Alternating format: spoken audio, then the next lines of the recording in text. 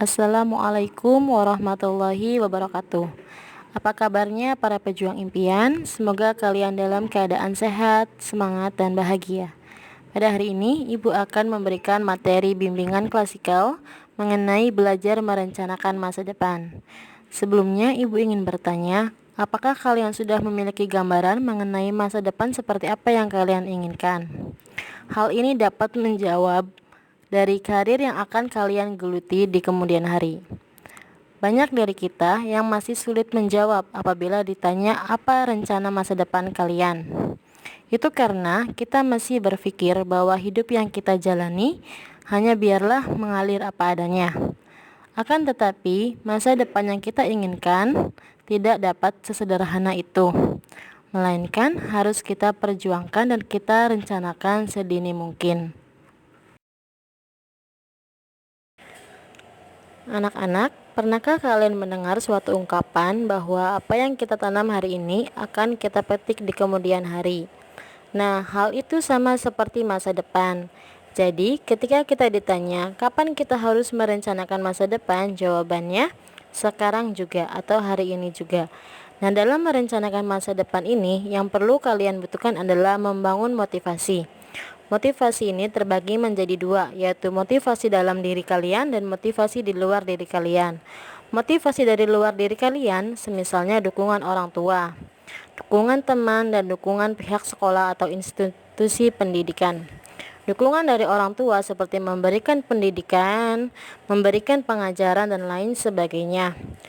Sedangkan motivasi dalam diri kalian yaitu keinginan kuat untuk menciptakan atau merealisasikan impian kalian.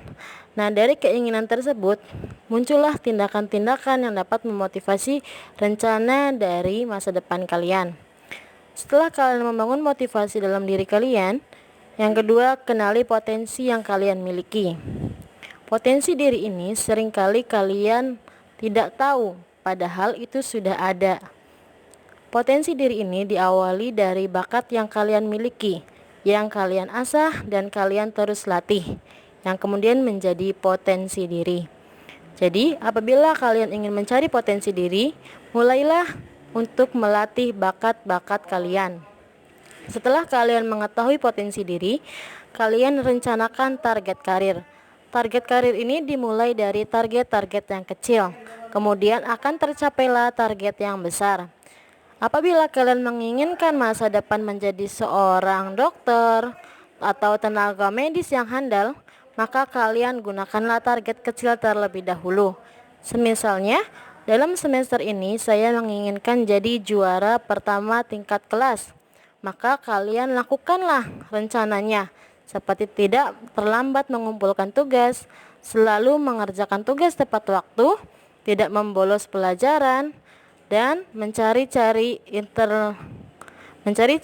pelajaran dari internet maupun media lainnya. Yang terakhir adalah evaluasi rencana karir kita. Setelah kalian membuat target dan mencapai target yang pertama, kalian evaluasikan apakah rencana yang kalian buat target tadi sesuai dengan rencana karir kita. Apabila tidak sesuai, maka kalian evaluasi mana bagian yang salah atau kurang sesuai. Nah, di evaluasi ini bertujuan untuk mengetahui seberapa seriuskah kalian dalam merencanakan masa depan.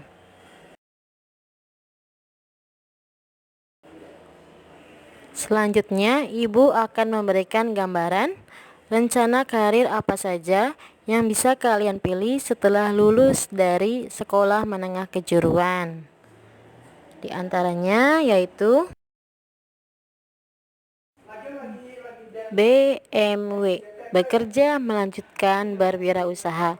Bekerja berarti kalian menjadi karyawan di suatu tempat usaha, institusi, pabrik, dan lain sebagainya.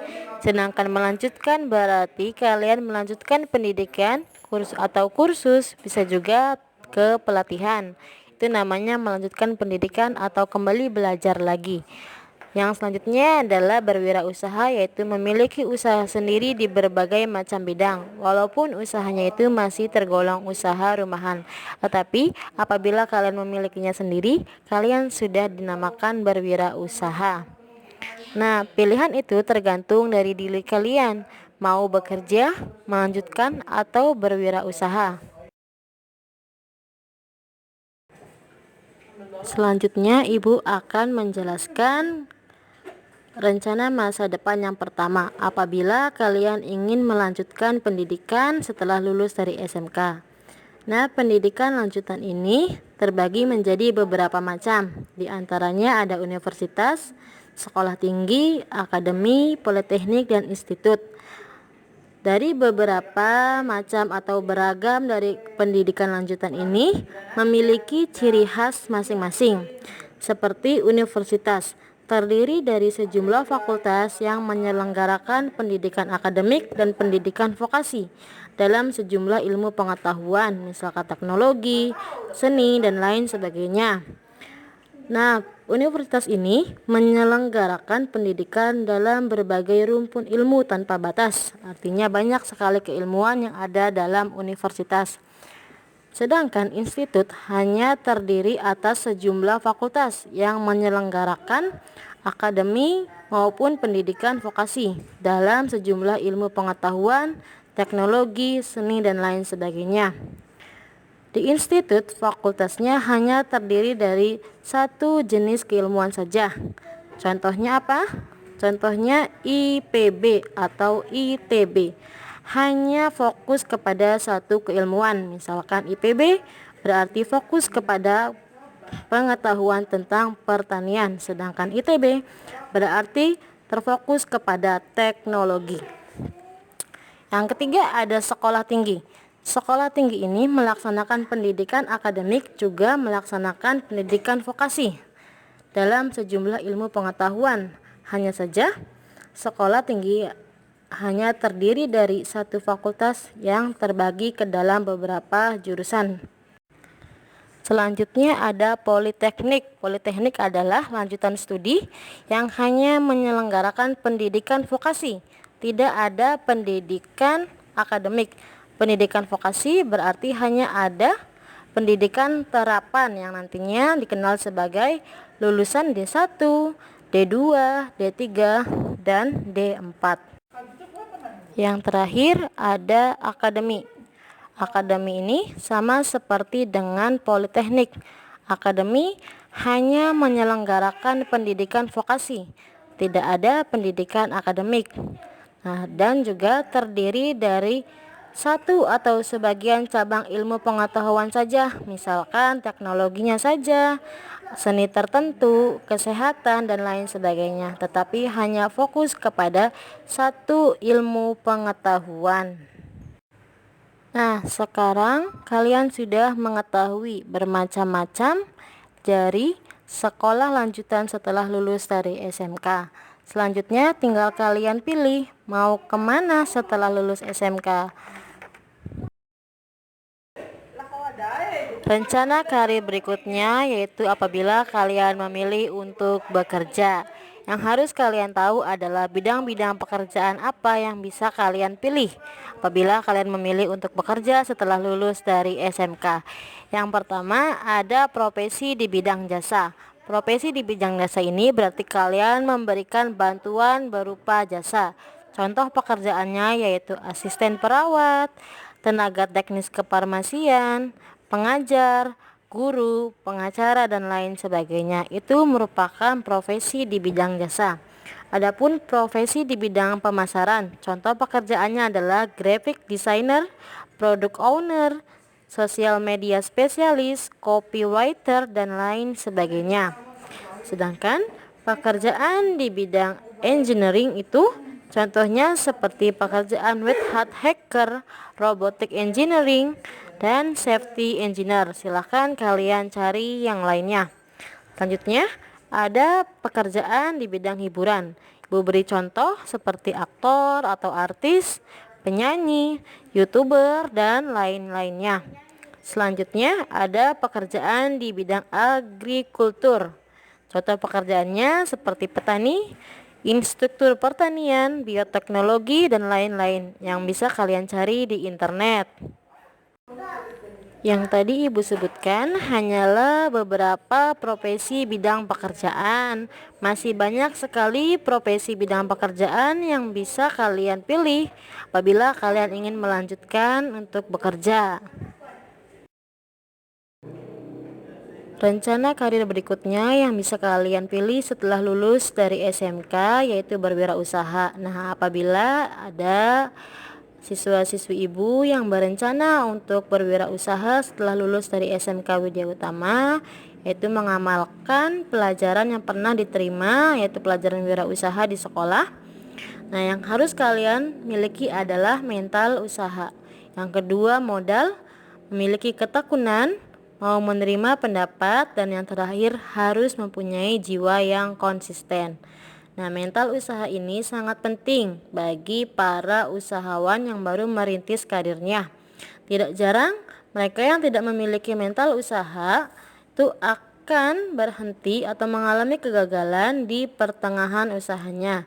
Setelah memiliki mental yang kuat untuk memulai usaha, kalian harus memiliki modal. Modal ini berupa finansial yang harus kalian miliki untuk misalkan menyetok bahan baku, menyewa tempat usaha, atau memasarkan produk. Yang selanjutnya yang harus kalian miliki adalah ketekunan. Artinya tekun menjalani usaha yang kalian miliki. Tidak sering libur, tidak sering malas untuk membuka usaha yang kalian miliki. Selanjutnya, mau menerima pendapat. Tidak jarang para pengusaha-pengusaha yang baru merintis ini banyak sekali mendapat masukan baik dari kerabat, dari saudara, kemudian dari masyarakat supaya bisa meningkatkan daya jual dari usaha yang sedang dia jalankan. Yang terakhir adalah konsisten. Walaupun usahanya itu dari awal merintis hanya mendapatkan hasil yang kurang memuaskan, artinya masih sedikit, yang penting konsisten. Lama-kelamaan berjalannya dengan waktu, usaha tersebut akan semakin dikenal. Dari dikenalnya usaha tersebut akhirnya menjadi usaha yang besar. Jadi konsisten ini juga sama pentingnya bagi kalian yang ingin berwirausaha setelah lulus dari SMK. Nah, itu dia gambaran dari berwirausaha. Sekarang tinggal kalian yang menentukan. Apa rencana karirmu ke depan?